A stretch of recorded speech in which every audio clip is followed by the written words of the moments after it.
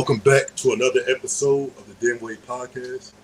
I got a cool guest on, man. I call him Raekwon Smith, man, because he reminds me of the linebacker from the Ravens, and y'all know that's my favorite team. But he don't think he look like him, but I think he do. I appreciate that. He just started coming to the lounge about a month or two ago. Oh, it's been longer than that. Has it? Man, it's been about 3 months. Okay, it shows you my timetable. Yeah, time flies by. Yeah. You know, so he come there. We always chop it up, have good conversations and everything like that. So, without further ado, let me introduce Charles Flan. Flanagain. Yeah, they call me Flan. Yeah. Want to get that right, man. Welcome to the show, man. Hey, thanks, man. Thanks for having me. No problem, man. Like I said, we always have some cool conversations. So we're like, hey, let's get this on the. Let's record this conversation. So for sure. What's going on, man? So tell the people where you're from.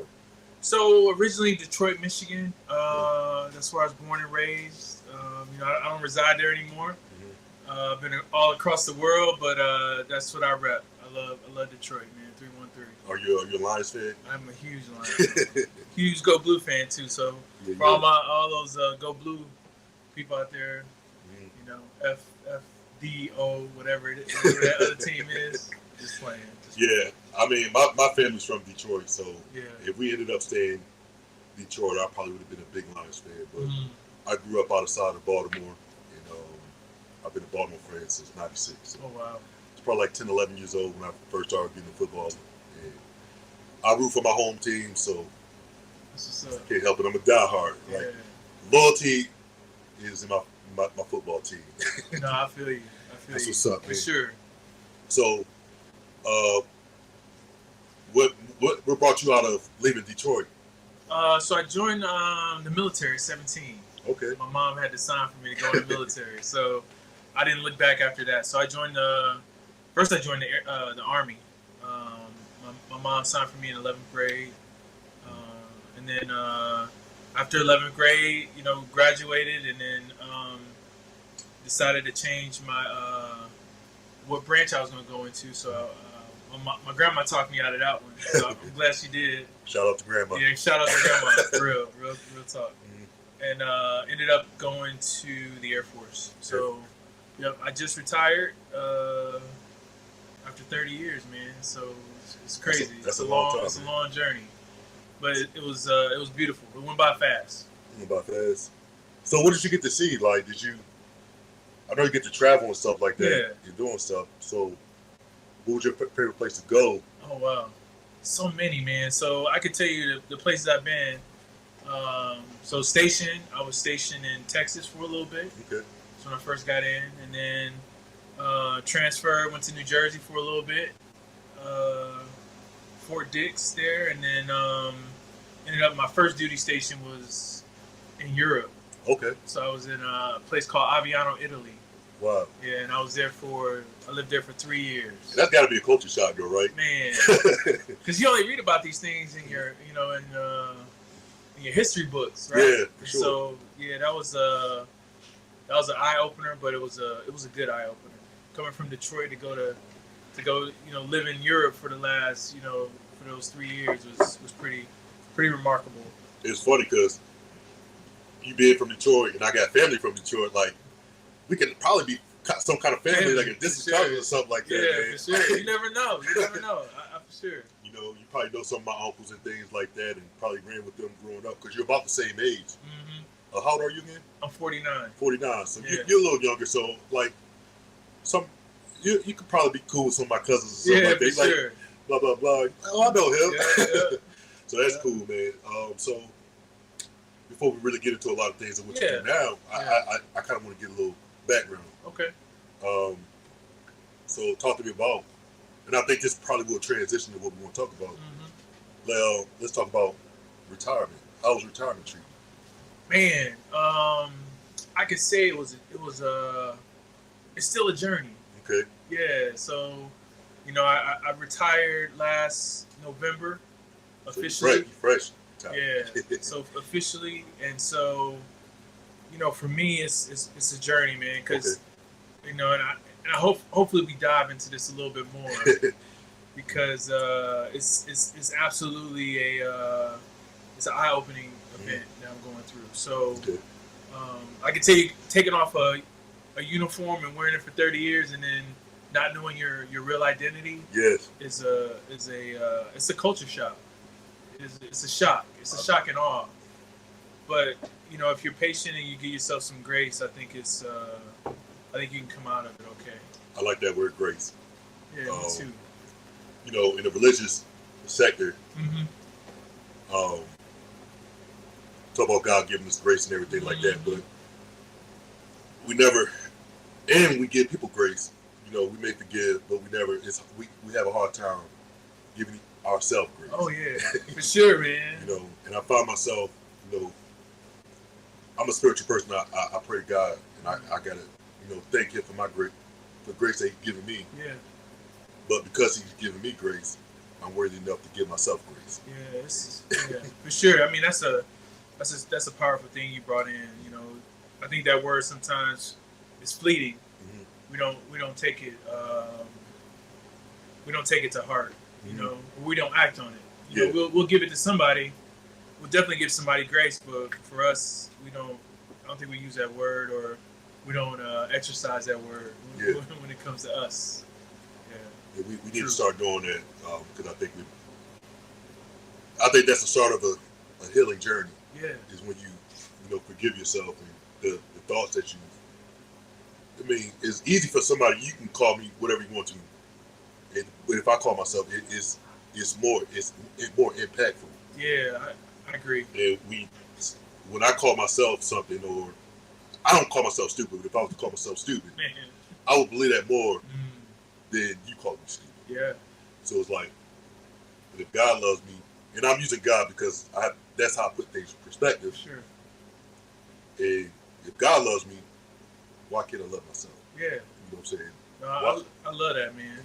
I absolutely. I want to peel that back a little bit because I want to, because this self-limiting behaviors. We have these things where we like to limit ourselves. We have that negative self-talk. Yeah. You know what I mean? That I think that plays a crucial role in how we are in the world, how we show up in the world, what our perceptions are. I think that's something we got to all work on. Yeah. Especially, I mean, speaking for me, I absolutely have to work on that. For sure. But I don't want to bounce around. Yeah. But how did you end up in Cleveland? Man, great question. A lot of people ask me that. They're like, why are you here? Yeah. You didn't grow up here. You have no family here. And I can tell you, man, this thing, I've always followed my intuition. Okay. And I've been doing that a very long time. So, my wife's from Donna. Happy Donna. How you doing out there? My wife Donna, she's from Alabama. Okay. I'm from Detroit originally, so we wanted to pick a middle point, and so I decided to pick Tennessee. Okay. Because the tax is pretty good. For sure. They don't take away from my pension and stuff like that. So we picked Tennessee. We were gonna pick Florida, but we lived there already, so we wanted to try something different, and we wanted to be away from a big city. So, but we wanted to have the city close enough. So Atlanta, Chattanooga, Nashville. Yeah. So it's all like central. So, and we got a house of our dreams. So. Oh wow, that's what's up. Yeah. So we got some land, and really those are the key points that kind of pulled us here. Okay. And and meeting people like yourself, right? Is you're probably one of the first gentlemen I met when I got here. Yeah. So. Because I remember, not to cut you off. I remember you was looking in the window. Yeah. You was like, "Hey, tell me come on in." Somebody had to grab you and tell you to come on in. Yeah. So, but that leads us to our, bringing us here to the lounge, right? For sure. So it was. This has been a godsend. We'll talk about that I think a little bit later. For sure. But yeah, that's what drove me. That's what drove me to come to Tennessee, Cleveland, Tennessee. Crazy. That's what's up. So let's get back on this identity. Yeah. On the identity thing. Yeah. And you wearing a uniform for 30 years to one day not having to do it. Yeah. Is that like a sigh of relief? Like, y'all don't have to put this on no more? Or like, dang, like, is easy because I know what I had to do every day. Right. I put this on. I know my job. I have to do this. Right. And then one day you just don't have to do that. Was that a discomfort or exciting? I don't know if that makes sense. All of it. So you just wrapped it up, man. So great question. I can tell you, and I think a lot of veterans experience this, is that, you have an identity. You know exactly how you explained it. You show up to work. You know what time you got to show up. Yep. You know your job inside and out. And you know what you got to do. And there's a purpose behind it. It's purpose driven, right? Because we're part of a profession of arms. Yep. And we defend the freedoms of this country. So, hey, by the way, thank you for your service. Hey, man, you're worth it. You're worth it. Yes, You're worth sir. it. You're worth it. And so all that to say is, to go back to your question, the identity thing is it's drilled into us. But some of us we joined when we were kids. Yeah. And so we don't know who we were when we were kids. Yeah. And so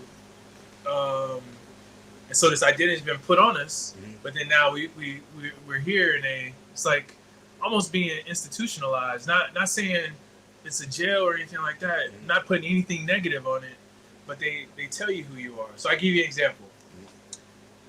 I retired as a chief. Okay. So that's E9 in the Air Force. And so when you walk in a room and you got that rank on, people stand up. They stand up. They stand at parade rests, and there's other things that come with that. It comes with leverage to a certain extent. I have bosses that really trust my wisdom and what I bring to the table. But all that to say is that can convolute what you're thinking is of who you are. For sure. Yeah. And now coming out of that, the last 6 months, hasn't been a year yet, but trying to get through that, ruffle through that. And so I'm not saying I wore a mask for 30 years. Yep. Sometimes we do. Yeah, I think I did. But now pulling that off and really diving into who I am as a person. Who's Charles Flanagain, right? Yeah. Who's that guy? Yes, sir. That's been a journey, man. So let's talk about this journey, man. Yeah. You said about 6 months. Well, it's coming up on a year now, right? Yeah, it'll be officially 1 November. Yeah. So let's talk about that journey. What are you doing now? What are you doing now? So I'm doing a couple things. So I own my own business. Okay. And that was part of me moving here too, was the taxes on my business. Yes, so I own a company called Rise Resiliency. I love it. Okay. So I do some consulting. I'm a life coach. Cool. So I've been doing a life coaching thing for about 3 years. So I'm an International Coaching Federation ACC coach, which is an associate coach. Okay. And so all that to say is I'm trying to branch in and pull in, my leadership, but also I'm trying to pull in the mental health pieces of those things. Okay. And talk about, how to be mental healthy versus it being just a stigma. And we've had this. That's why that resiliency is in there. They could have, tackle that. And I remember I've been thinking about the last time I talked to you. Yeah. Like you made it, I don't know if you said life coach, but you made it to get a counselor or something like that to talk. Because yeah, I have a I do. I go to the VA and I actually have a therapist I go to. I talk to. And I want to make that normal. Yeah. I want to talk about it because I think it's important to talk about it from an aspect of it being normal versus it being a stigma. For sure. I had a buddy on mine growing up. I've been knowing him over 20 years, I believe. And he came out with, some hoodies. Therapy is dope. Yeah. And I got some, and I still rock them in the wintertime and things like that. I rock that because I'm an advocate of it, even though I haven't really seen a therapist or a counselor. Yeah. And it's funny because that day when I talked to you, he was like, shit, go talk to somebody. I was talking to a buddy, Yeah. and I was telling him I'm probably gonna have to go talk to somebody because as much as I think healing as I've done on my own, there's so much more that I could unlock with it there. Yeah. Because sometimes I'm ready to talk about certain things, Correct. and certain things I'm not ready to talk about. Yeah. And I'm probably gonna need somebody to help me, guide me into that, and talk about those things that I've blocked. For sure. I still think it's vitally important. It's like, sometimes going and working out, or going to, not necessarily going to lift weights or anything like that, but, eating right or being healthy, I think it's the same thing as being, mentally healthy. Yeah. I agree with you, and I'm starting to, I use my power chair, but I have to tell myself when I'm at home, I'm not going to use a power chair in the house. I'm going to use my manual chair. So I go out, I push myself in the house, not in the house, my apartment. I go outside sometimes, push myself outside. Yeah. I may push myself around the parking lot. And that's been kind of helpful to me too, because I feel better. Yeah. And I want to lose a little bit of my gut. Correct, yeah, for sure. But it helps me just push through some things. Yeah. So like, even when I'm like, all right, I don't think I could do another round of this, another lap around this parking lot. But I make myself go around the lap. Wow. I do another lap because we still can go the extra mile. Even say I'm done, like that's when you start to fight, when you exhausted. I love it. So it's like I may not do it. I do it one time. I mean, I'm not hardcore into it, but I have to change my mind to say I can't do one more. Yeah. Let's do one more.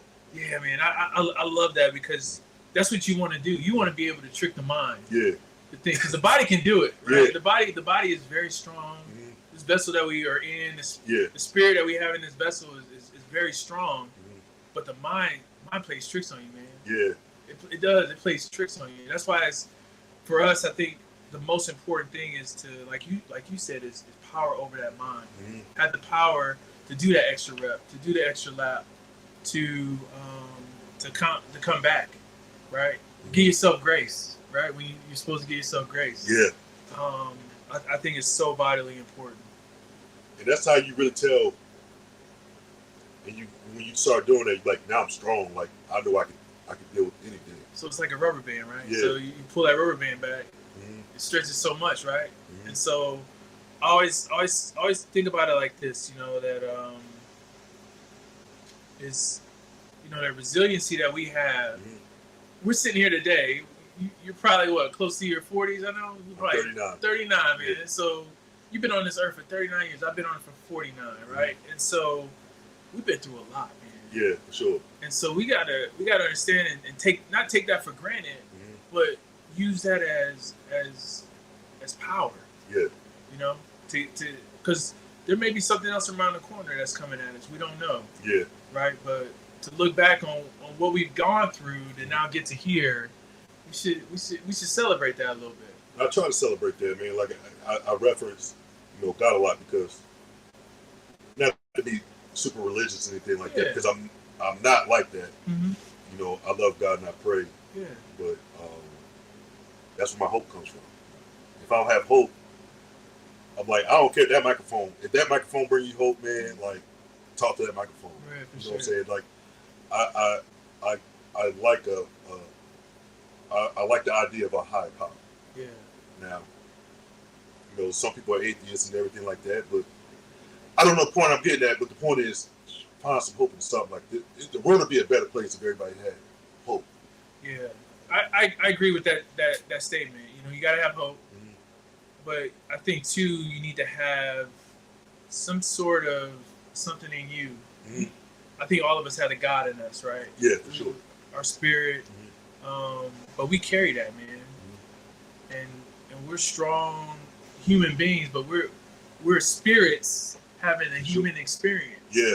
And so I don't want to get too deep on that, but we're spirits having a human experience. So sometimes we get so down on ourselves that we don't want to do this anymore.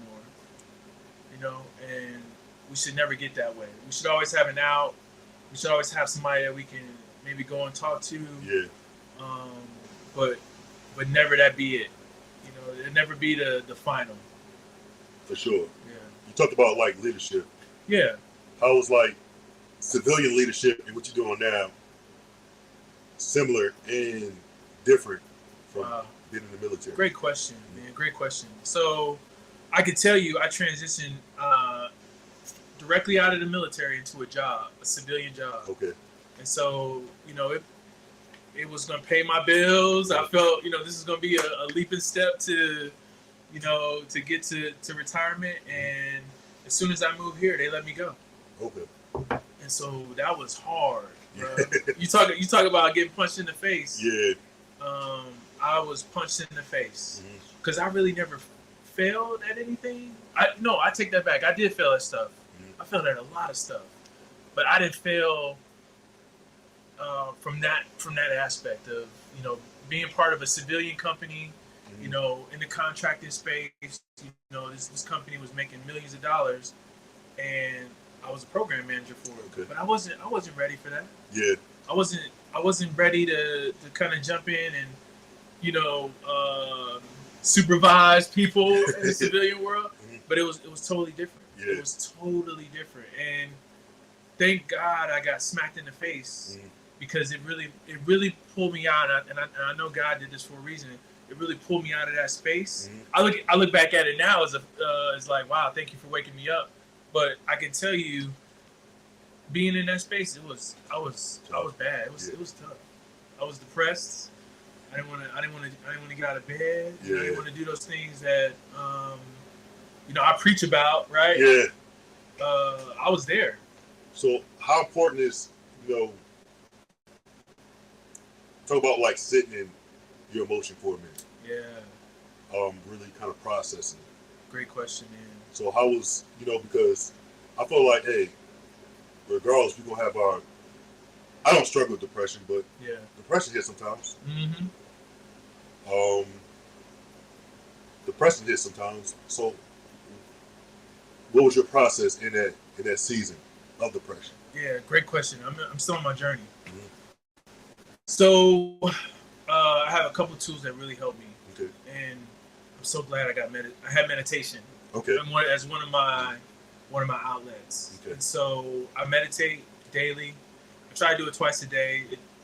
Again, grace, right? We hate giving ourselves time, right? We want to do something else, right? Yeah, for sure. But I really think when I started to input meditation in my daily routine, that changed the dynamic because it slowed me down. Okay. It slowed me down to be present. And I think a lot of us don't understand that word presence. Yeah. And being present, like how we are today, being present, it goes along. And not only present, but breathing.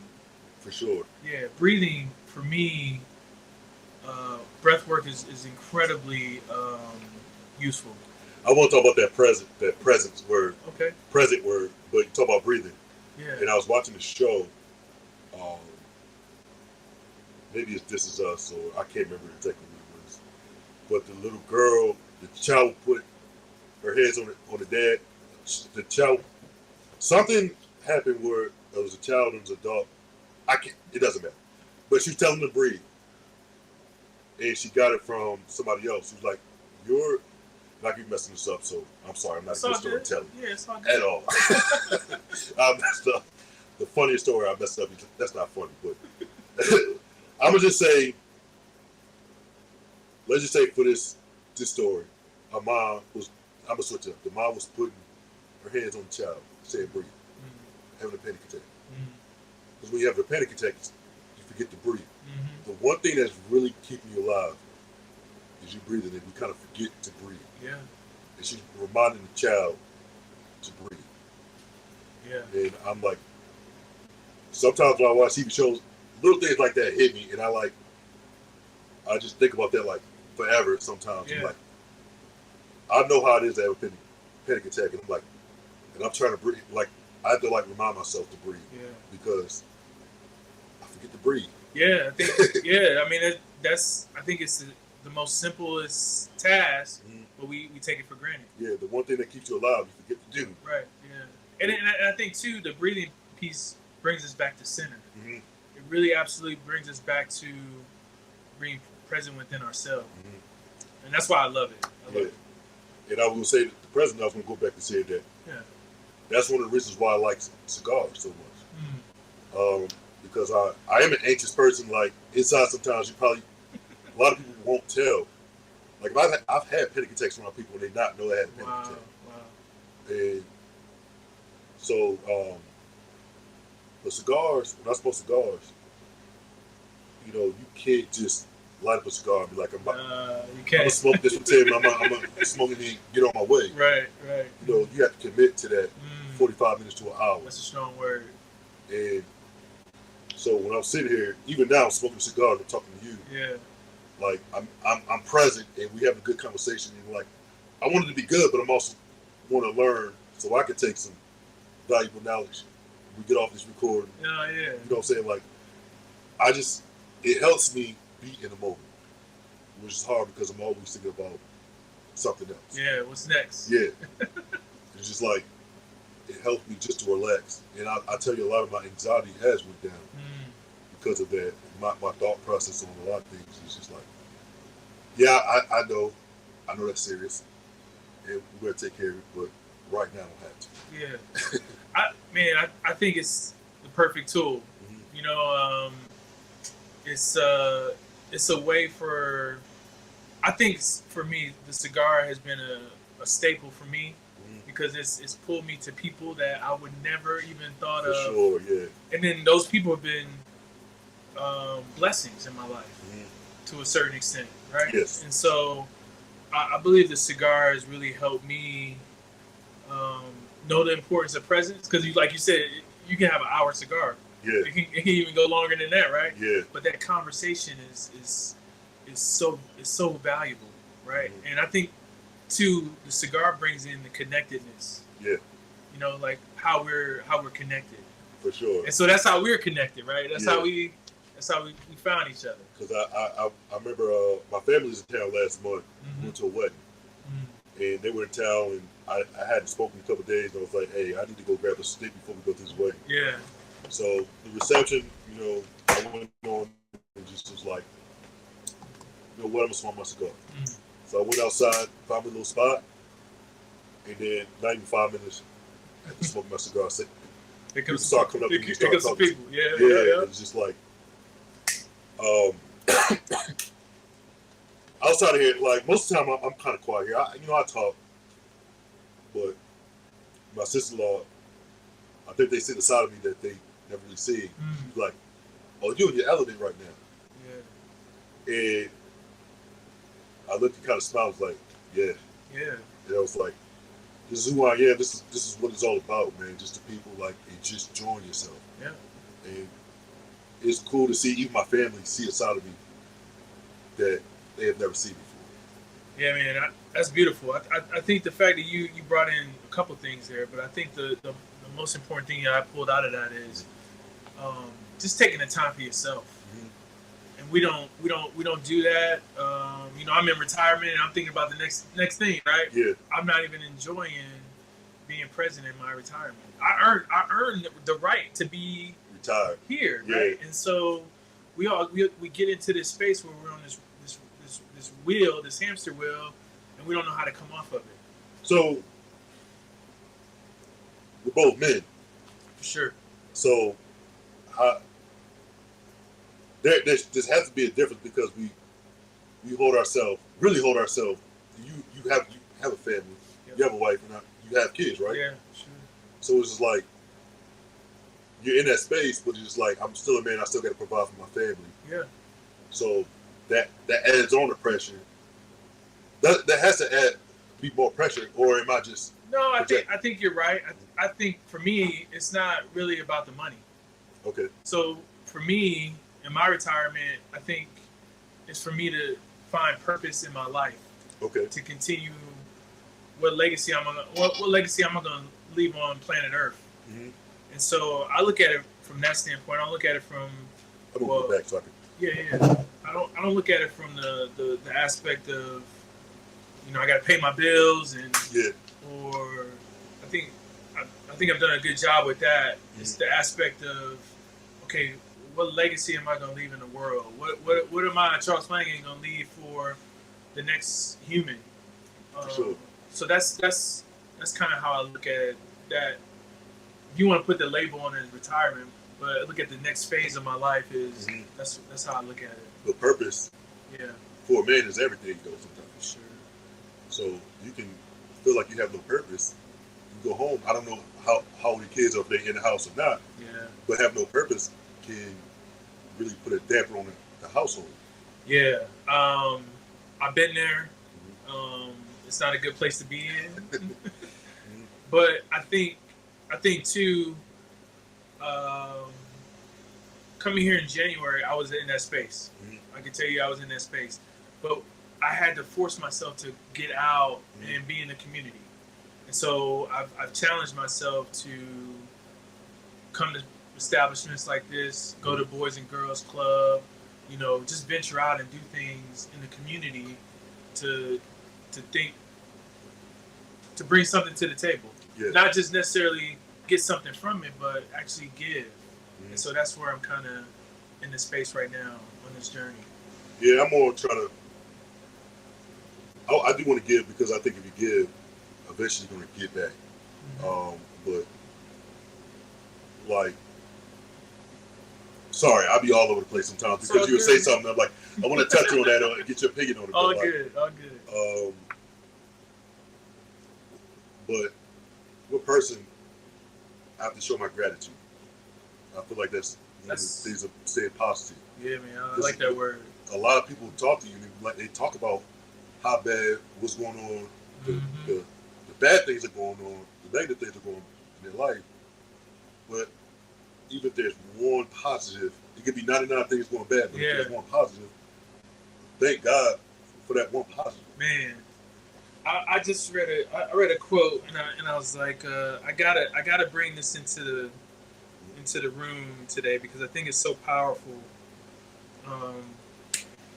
This quote is by Ralph Waldo Emerson. Okay. And he says, to know even one life has breathed easier because of you have lived, this is to have succeeded. That's what's up. Yeah, so that sums up for me, as a man, if I touch one person, in the right way, gave him a positive experience, then I've lived my life. That's cool because, like I said, he's like, it's not really about the money.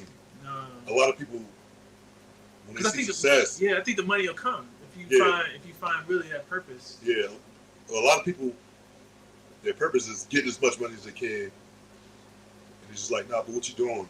Like, you can't take it with you. Yeah, you can't really take it with you.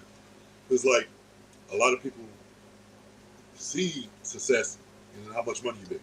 Yeah. But I've talked to some guys, but look, man, they talk about their family, how blessed they are to have their family and things like that. And career is good, yeah, but like when you look around to see how blessed you are, and see that part is the success, right? Not the actual money part.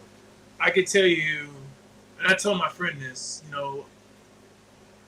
I think we're all close to one mistake from being in poverty, one mistake from doing something bad, and the screws falling, the wheels falling off. Yeah. So I am huge on gratitude because I think that gets us through those tough times. Yeah. I carry a gratitude journal with me. I got it in my bag right now. Okay. And so I scroll in that every day on, what's the 5 things that I'm grateful for, and I can't repeat. So it's small little things, but those things I'm very.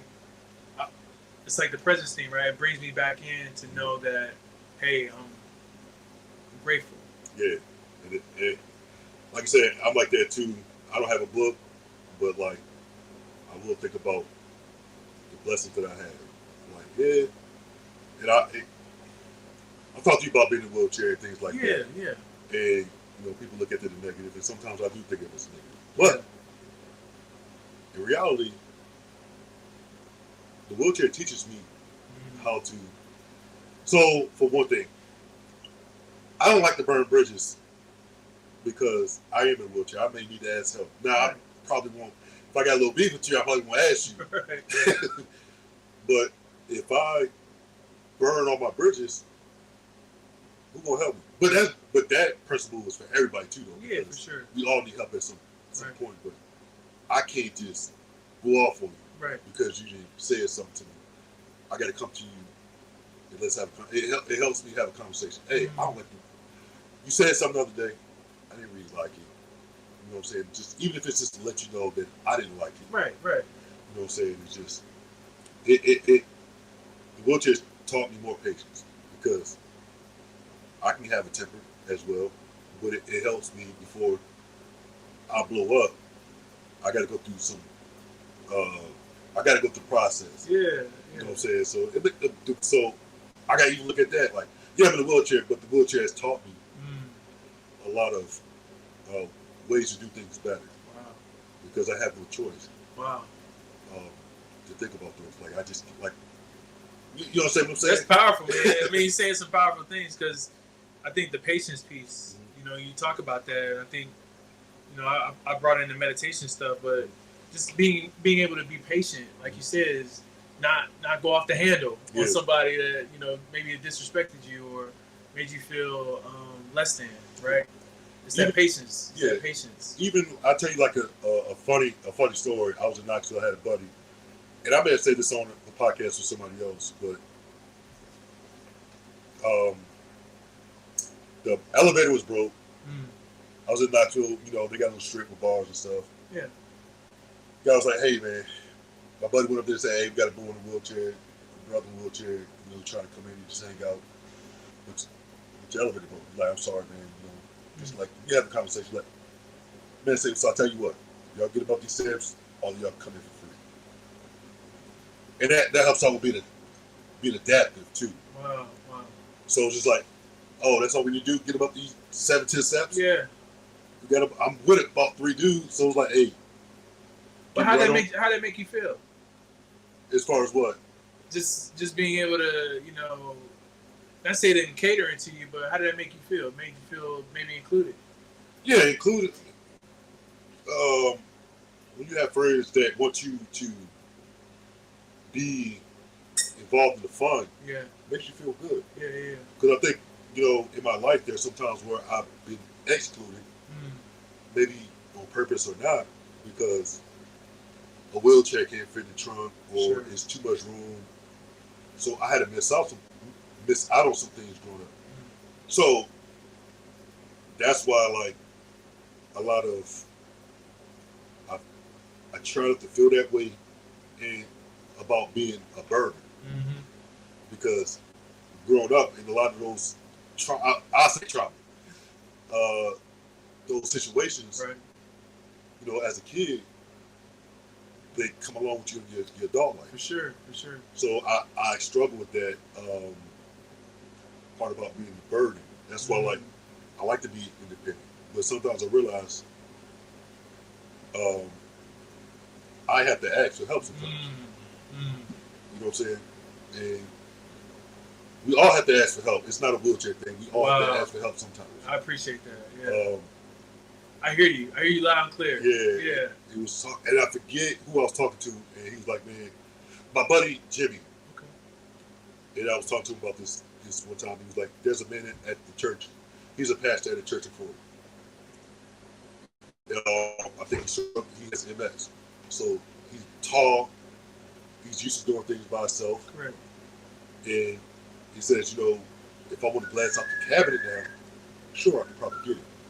But I'm going to probably knock over some other glasses. Yeah. They fall on the ground. Now my wife has to clean them up. Right.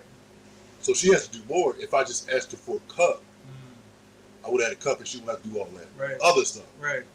And I thought about that and I was like, because sometimes like when you hear things and it makes it so plain to you, I was like, you know what? That makes a lot of sense. And that kind of helped me. This is within a week or two, bro. So it's just like, I'm still working on this. This is not like that's good. A healing thing that I've been thinking about for years, but this is just like, look, you gotta ask for help, because sometimes you do things you may make it worse for the person that's gonna help you. They gotta work harder. Yeah. No, you bring in a lot of points, man, and I want to touch on the point you bring in about, you know, just, you know, I think we started a conversation just about being men, right? Yeah. Men and asking for help. Mm-hmm. Those two things don't correlate. Yeah, for sure. I can tell you probably if you break that that system. I think that system of being a man and asking for help, a lot of things will open up. Yeah, a lot of things will open up. And it stayed on that point for a minute. I know one time I talked to you about my struggle with masculinity. Oh, okay. And not in we talked about that. Not in a sexual way or Yeah. anything like that, but like being in a wheelchair and being in a relationship. And I was on the phone because I had a conversation. I was on the phone with a buddy the other day, and that kind of went up. He's like, "Look, let me ask you a question. What you talk about?" He's like, "Give me some examples." I said, like taking the trash out. Like, she can take the trash out. Working on the car. Bro, you can call a mechanic. You don't need to. Right. He's like, I'm married. I don't know nothing about the car. Right. He's like, to be honest with you, me and my wife have conversations. Mm-hmm. My wife is busy because she has her job and everything like that, take care of the kids and everything. Sometimes masculinity looks for me is calling doctors, write emails, or stay involved with our kids, teachers, or whoever I have to deal with. Right. Sometimes that's what it looked at. That's what I have to do for her. Right. And because I've never been married. I'm not married. I've never been married. And and that's where the panic, the anxiety, the anxiousness comes in. And I think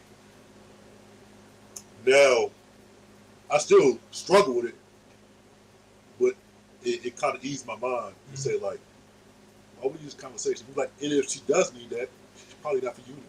Right, for sure. Yeah. No, you got a good friend.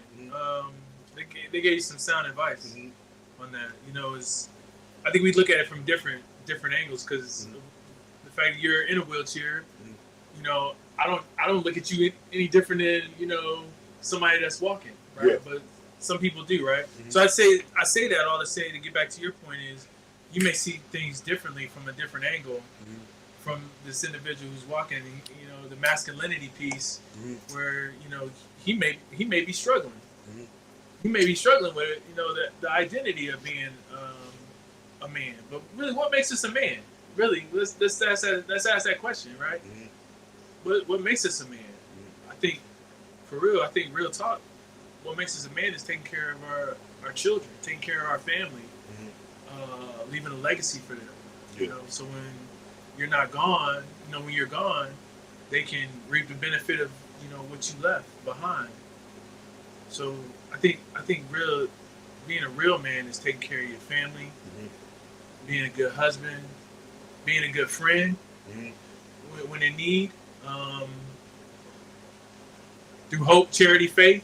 Yeah. But all those things make you a man. So do you? I think communication is. You was telling about communicating to your wife. Like I said, I've never been married. Yeah. Is that something that you struggle with sometimes? I do. I still do. Yeah, I struggle. I'm a very good communicator, but I struggle as a communicator as a husband. Okay. Because I shut down. I shut down on things. Sometimes I'll come home and I'm mad about something and I try to bring it in the house, and she's like, "What's wrong?" And I won't have a conversation. I just put it in my rucksack. Yeah. I just throw it in the rucksack like, "Well, babe, I don't want to bother you with that." Yeah. But in all actuality, she knows, she feels something's wrong. Yeah. So I had to force myself to have that conversation because that energy is now in the house. You bringing that energy in the house, she feels it, and she's wanting to know how to have that conversation. She was wanting to get it out of you, and so I had to learn that. And I'm still learning. It's a journey for me. Is that something like, how do you process that? Like, how do you talk to people about it? Like, I've talked to my therapist about it. I've talked to other husbands, other friends. Yeah. Because sometimes you don't want to go to the friends that don't have wives, they have girlfriends, right? Yeah. But I do I got some really good mentors in my life. Okay. I got some good buddies, some good friends that I rely in on. That's good. But they give me sound advice, just like you got sound advice. Mm-hmm. Yeah. How important is mentorship? Man, it's I think it's extremely important, especially if you're talking mentorship from, we'll just say career, right? Like if you're trying to get into a new career, you probably got to go on LinkedIn and you see who's a good mentor I can maybe reach out to, and I've done that. I've done that in the space that I'm in now, because it's totally different. I have a criminal justice degree. I was a police chief for for a certain amount of time, but all that to say is now I've transitioned from being this cop to now I'm a leadership life coach, right? And so all that's transitioned to me in this new experience, trying to find mentors, trying to find people that can help, and that's work. That's work. I think that that's probably one of the things I'm always seeking, is that mentor, that big brother type of. I'm the oldest of 5 in my family, and for years it was just me and my brother. You know what I'm saying? And so, but let me add on to that. I think too, it's not just about mentorship. I think it's about having a growth mindset. Okay. Because you don't necessarily, you can have mentors, right? And they only can lead you so far. Mm-hmm. But I think if you had that growth mindset, you start to, dive into other things like podcasts, read books, go out and just experience, right? I think that for me, that was a game changer, because it made me have to go and research this thing. Yeah. And dive into it and really be uncomfortable. For sure. Yeah. So for sure. That's the biggest thing, is like you got to be comfortable being uncomfortable. And I want to get on that uncomfortable thing in a minute. Okay. We got a little bit of time left. Okay. So I talk about my brother's 2 years younger than me, and sometimes I take on that role as little brother sometimes, and because he's lived a life. My brother was in the Navy. His wife is an officer in the Navy. Oh, wow. So I come with him with something, and he's one person. He asks questions. Right. And you said something about shutting down. So I have a problem, and I was shut down. I'm kind of getting better with that. Trying to get better with that. I'm a lot better with it now. You ask me a question and I don't know, and I'm like, but then I get mad at myself, like, dang, I should get more research before I said something. Yeah, for sure. You know what I'm saying? Like, you gonna do this, you don't know. You know what I'm saying? But like, it used to make me mad. But then when I really started thinking about it, was like, well, the questions he's asking me, I should have been asking. Right. You know what I'm saying? I should have had a curious mind like that, but it's just like. So, I love that word. When you so I guess when you do have somebody you look up to and ask you questions, when you say like kind of shut down, do you shut down in that way, or just like shut down with your wife? Because you say you shut down with your wife because you don't want to bother her. Yeah, I think so. There's two things to this. I think the word curiosity, you bring curious in, is I've learned going through this transition, and maybe like the last 3, 4, 5 years, is being curious about stuff. Like that's my new word. That's like my new thing is being curious. So like if I have a conversation with someone, I'm asking them questions because I want to be curious. I'm not asking them questions to be nosy. Yeah. I'm asking them questions just to be curious. Yeah. But to go back to your other point, when I fall into these, when I don't want to just talk to someone, right, or fall into these gaps, I look at it as why am I pulling back, and I really have to talk to myself and say, why am I really doing this? Yeah. Why? What is this? What's stemming from? Why is this making me so angry or so mad that I want to turn this person off or not listen to them? So that's where that self-talk comes into place, right? That positive reinforcement of, because I think the self-reflection piece of you identifying it first is remarkable. Yeah. Because the fact that you can identify that when you're in the thick of it and you're not listening, that's key. Mm-hmm. So I think for me is just to continue to be an open book, to be transparent. I gotta start at home. I can preach it all day, right? Yeah. You can preach, but it's hard, man. This self journey, this self work, it's hard stuff. But at the same time, that's why we came here. Yeah. A lot of us don't know. That's why we came here on planet Earth to live on, is to go through these trials, these tribulations, to live life. Yeah, to for sure. fullest. Yeah.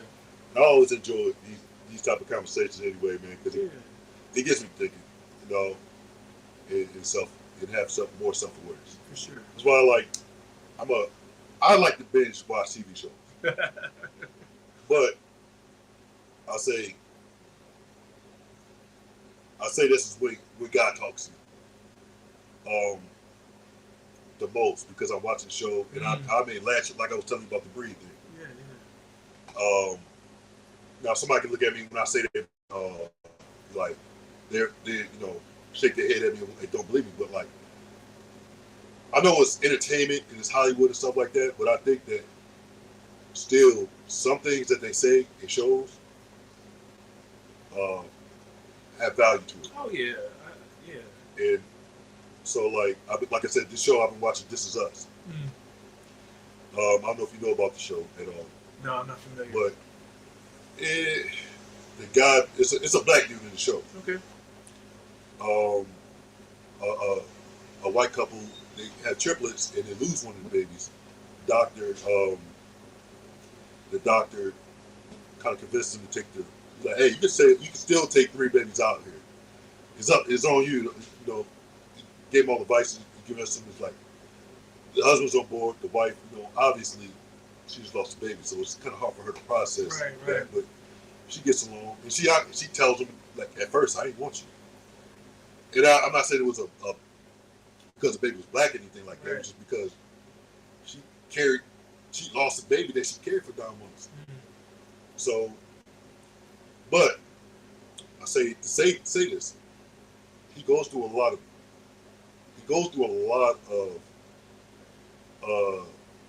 things, and I think he goes through it alone, because I do think, even though we're human, sometimes we go through different things, different emotions, and when he gets older, he's like trying to find his birth parents, because he wants to know where he comes from. It's like, yeah, I love y'all my parents, y'all, but you can see the struggle that he has of sometimes feeling alone, like when things happen, like they talk about events and things that happen, where he's sitting there and he feels that pain. Oh wow.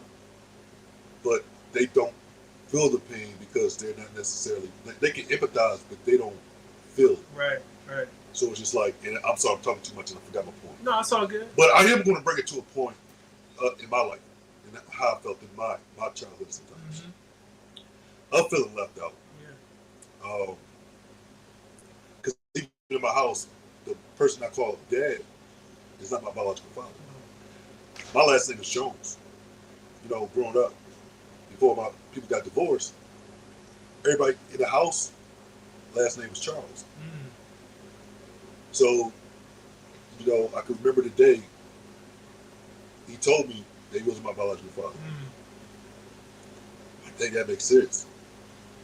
But I still felt a loneliness, because I'm like, even, I don't know, I can't explain it, but even being an odd person, and then being in the wheelchair, it didn't help out. So I felt a loneliness. Even to this day, I still have that loneliness to me. Maybe I'll start a family, and maybe have my own kind of family. The man called it a branch. Okay. He said, I'm making my own branches now. Yeah. So I relate to him. So I forgot my point, but I'm going to bring it to a different point. So I love the point you bring it in, because, he felt, the gentleman you're talking about in the movie, right? He's feeling not included, outsider. He's in a family, but it doesn't feel like he's in a family, right? So I think you're relating to that in a lot of ways, and I think that's good that you can relate to that. But I think, like we said last week, man, I think you need to go and like seek that, right? Seek that, and it's to have conversations like this with somebody that can absolutely give you some tools to help you with that. Yeah. Because it's not good when you keep that stuff bottled up. Yeah. Because it's just like a pressure. You're like, you shake a bottle of soda, right? What's gonna happen? You shake it so long, and you could wait. Yeah, you can put it on the table and let it wait, but after a couple minutes, you still pop that top. It's gonna fit. So I would definitely tell you to go seek some therapy, man. Go talk to somebody and just have that conversation, just like you just had it with me. So in turn, you know, that therapist can give you some tools to help you, because that's the same thing I go and talk to, because there's some skeletons in my closet. Yep. There's some things that I have to cope and deal with. But I can tell you, talking to a therapist helps. It's helped me. It's helped me tremendously. Now, that's something I've been trying to not wrap my head around. I already know I got to do it, but it's just a matter of doing it. Yeah. And that's the hardest part. Yeah. The hardest part is the first initial step of walking in. Everything else after that is easy. Yeah. It's like me talking about it right now, right? I feel, and the weight just starts to come off. And I think another thing I'm gonna add to that, I think why a lot of people probably wouldn't want to do it, because you talk about that weight. When you carry that weight since childhood, you know how to live with it. In the sense of you learn how to live with it. Yeah. So when that weight is off. Yeah, what else? Yeah. Well, I can tell you, you know, it's when you don't go and take care of it. I can tell you, being in places and spots where you feel like there's no coming back. Yeah. And I've been there, right? And those are places you never want to be at. You never want to go there. Yeah. So I told myself I never want to be there. I had to really give an onus to myself to say that I would never be there again.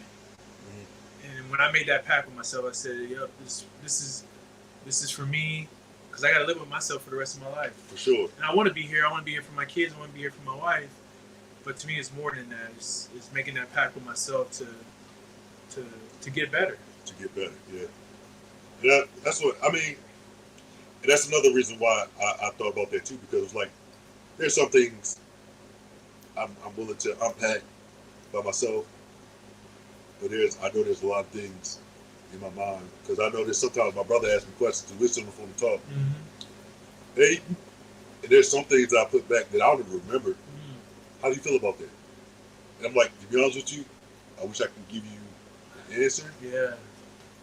But I don't remember that. Yeah. So, I mean, doctors have studied this. You know, the trauma that we carry with us, it puts, I mean, the stress, depression, anxiety, you name it, right? All those things have an impact on our health, our bodies. And until we take steps to try to take care of that, you know, that's why a lot of people die of cancer. It's not the food that they eat, just the fact that they think about this stuff day in and day out. I mean, there's studies on this stuff. Yeah. So, all that to say, man, I'm not a doctor or anything like that, but I'm on this journey, and I can tell you that it's helped me in a lot of ways. Think more clearly, be present, but then also, you know, I feel lighter. I feel more alive. Yeah. And like I said, I'm working on things like that. It's just even not to care what people think of you. Wow. Yeah. You know, for long, I remember being growing up in the wheelchair. Because all my friends wasn't in the wheelchair. I'm usually the only person in the wheelchair in a friend group. Yeah. And it was just like, now I joke about it, but it was something that I just kind of hated. It's not that I really care to be in a wheelchair. Yeah. Now, like, it's a part of me. It's a part of my identity. I can't hide it. Right. But it's not just about that either. Right. So I had to learn that and talk about social media. And I had an interview, and I always say this with people, like, I hate and love social media at the same time. I talked to a lady the other day. She's in a wheelchair, and she talked about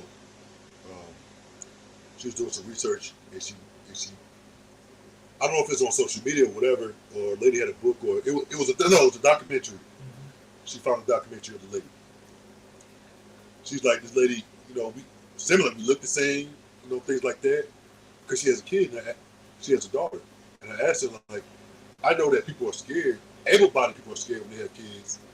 Are they going to be the best parent? And being in the wheelchair today, how much more, like, scary is that? Right. You feel? And she's like, well, I seen her. I got one kid. She's like, I got one kid. This lady had 3 kids. Sure.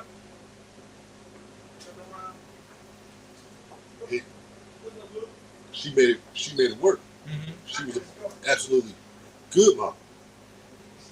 So she was like, seeing that encouraged me and gave me the confidence. Yeah. So I had to go, a couple years ago, living in York, Pennsylvania, just depressed and everything. I started looking up disability. Started looking at these content creators. Another key word, interabled relationships. And I'm seeing successful people being in wheelchairs have relationships with a significant other. And I'm like, that boosted my confidence a lot, because if they could do it, I could do it. Right, yeah. You know what I'm saying? Yeah. And it was just like, it's something, like I said, I'm 39, I'm something I'm seeking. I am seeking that relationship now where I didn't seek it 10 years ago. But I want to be prepared and know what I'm getting into, but also have the mental to be successful. Well, you already had a mental to be successful, so let's not kid ourselves, right? You have the mental to be successful, but I think we all struggle with this. I think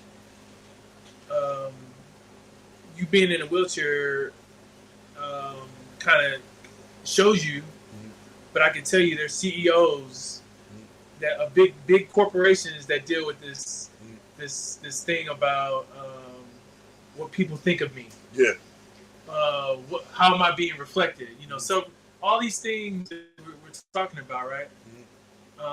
They struggle with it. They struggle with it the same way you struggle with it, but it may be a different reason why they struggle with it. So I just want you to know, and again, I'm going through this process as we speak, but don't give a F about what people think. And when you can crack that code, the quicker you can do that, the better off you're gonna be, man. You're gonna be untamed. For sure. You can be like a lion. So don't give a F about what people think. I would curse on this, but I don't know. No, you can cuss, man. If you want to say it, you say it. I would do it, but don't give an F about what people think. Man. That's the first rule. First rule. Yeah, first rule. I'm with that, and I gotta keep that mindful, because. And that's hard to do. Yeah, in some situations, it's like, hey, I don't care. But in a way, don't be humble at the same time. But I really don't care what people think of me. Yeah. Because I don't wear a mask anymore. I used to, but I don't wear a mask anymore. I don't wear a costume anymore. This is what you're gonna get, and if you don't like it, that's okay too. I'm on to the next. And so I'm about to wrap up, because I'm on that hour with mental health and things like that. And talked about your 30 years. Yeah. You heard the word imposter syndrome. Yeah. Certainly. Have you ever suffered for that? Man, I'm rehabbing that as we speak. Rehabilitating. Yeah. Yeah. So imposter syndrome. I took there's jobs that I turned down that I thought I wasn't able in the military to do. And someone had to sit me down and tell me that, Flan, nobody's ever ready. And when they said that, I was like, what? They're like, yeah, you got to grow into the position. You got to grow into the job. Nobody's gonna be 100% ready all the time. Yeah. So when somebody told me that, like, probably mid career, it really changed my perspective on what I needed to go after. If I was passionate about something, I went after it. Yeah. And so I didn't go after a rank. I didn't go after necessarily positions. I went after the passion behind it. For sure. And I know you talk about nobody being ready, and I know that was going to be the last question. But it so is fake it till you make it? Is that a real thing? No. I can tell you. They always say luck is luck, right? So you can be lucky, be in a position, and just so happens. I can tell you luck has happened for me. I can tell you being in certain situations, especially in the military, is people that know you. They know your value. They know your worth. They're gonna pull you up. It happens in the civilian sector as well. Yeah. So I think those mirror. But to get back to your point, you got to be ready, because you're gonna blow up soon, man. You may not know it, but you got to be ready for the blow up. Yeah. And I'm talking in a positive way. And it's the same for me. So I say just continue to do, and it's really about the little things. If you can do the little things well, like your integrity, how you approach life, not even from a business aspect, just about you as an individual. Those translate into business. They translate into life, and then it translates into you being a human being. For sure, I got you. Well, I definitely appreciate you spending some time with me, taking your time out. I know it's a pleasure, man. Time is money sometimes. I'm telling you, this is my first podcast. Okay. So this is an absolute pleasure for me, man. You broke the yoke. Let's do it. So this is awesome, man.